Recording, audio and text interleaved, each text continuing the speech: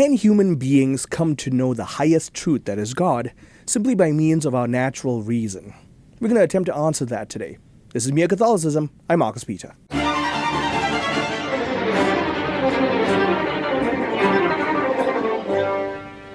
The Compendium of the Catechism of the Catholic Church seeks to answer the question of whether human reason by itself can come to know God. Now, I'm going to give you the answer right now. The answer is yes, but there are certain caveats that we need to put into play here. A well-formed reason at its heights will come to the realization that God is. And that's factual. You take a look throughout history, Aristotle, especially Aristotelian metaphysics, shows us that at the heights of human reason, it was even called natural theology for that reason. At the heights of human reason, the human intellect can come to the realization that God is. And so for Aristotle, one can honestly say God is the fullness of being. And within the fullness of being, you can say God is the fullness of truth. And all goodness comes from God. And all beauty comes from God in these objective transcendental realities. This is what the compendium has to say. Starting from creation, that is from the world and from the human person, through reason alone, one can know God with certainty as the origin and end of the universe, as the highest good, and as infinite truth and beauty. This is paragraph 3.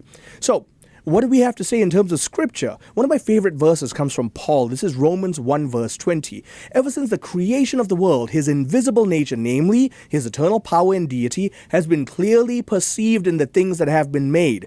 Now, Paul would go on to say, and therefore they have no excuse. What Paul is trying to say here is if we use our reason, simply beholding the natural order, as soon as we see an order, we must perceive an intelligent mind behind the order. And so God is. And that's so crucial.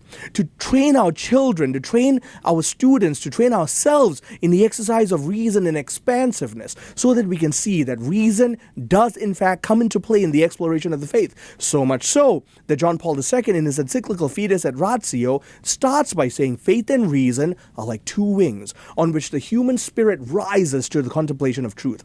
St. Thomas Aquinas corroborated this. In the Prima Pars of Summa Theology, he actually said this: the existence of God can be proved. Now, he goes on to say in 5 ways, the Quinque Via. I'm not going to go through that in this video. That could be a topic for another video one of these days.